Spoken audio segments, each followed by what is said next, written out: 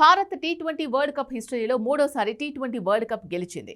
ఇది వరకు 2007లో ఎంఎస్ ధోని కెప్టెన్సీలో, 2024లో రోహిత్ శర్మ నాయకత్వంలో టైటిల్ గెలిచిన టీమిండియా ఇప్పుడు సూర్యకుమార్ యాదవ్ కెప్టెన్సీలో మరోసారి విజేతగా నిలిచింది. డిఫెండింగ్ ఛాంపియన్స్ హోదాలో టీమిండియా టైటిల్ నిలబెట్టుకుని రికార్డు సృష్టించింది. Team India ICC T20 world cup 2026 title గెలుచుకున్న తర్వాత మహమ్మద్ సిరాజ్ ఫన్నీ కామెంట్స్ బాగా వైరల్ అయ్యాయి. టీమిండియా ప్లేయర్ల ఎమోషనల్ రియాక్షన్స్ కోసం గ్రౌండ్లోకి వచ్చిన బ్రాడ్కాస్టర్లకు సిరాజ్ వ్యాఖ్యలు నవ్వు తెప్పించాయి.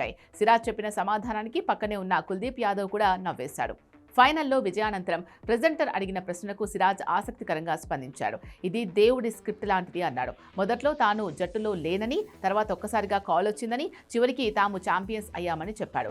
ప్లేయింగ్ 11లో ఉండకపోవడం కొన్నిసార్లు నిరాశ కలిగించొచ్చని, మరి మీ ఇద్దరి పాత్ర ఎలాంటిది అంటూ ప్రశ్నించాడు. దానికి సిరాజ్ నవ్వుతూ సమాధానమిచ్చాడు. తామిద్దరం చాలా పెద్ద పాత్ర పోషించామని, బయట కూర్చొని ఆటగాళ్లకు నీళ్లిచ్చామని, బ్యాట్లు మోసామని నవ్వుతూ చెప్పాడు. అప్పుడు అతని పక్కనే నిలబడి ఉన్న స్పిన్నర్ కుల్దీప్ యాదవ్ కూడా నవ్వు ఆపుకోలేకపోయాడు.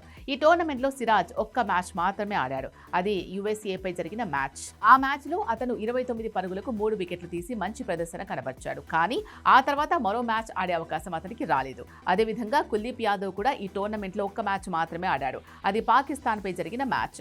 ఆ మ్యాచ్లో అతను 1 వికెట్ సాధించాడు. ప్రతి ఆటగాడు తుది జట్టులో ఆడాలని అనుకుంటాడని, జట్టు కాంబినేషన్ కోసం బయట కూర్చోవాల్సి వస్తోంది అన్నారు. వ్యక్తి కంటే జట్టు ముఖ్యమైంది అన్న సిరాజ్, జట్టు ఏం నిర్ణయిస్తే అదే మంచిదని తాము నమ్ముతామన్నాడు.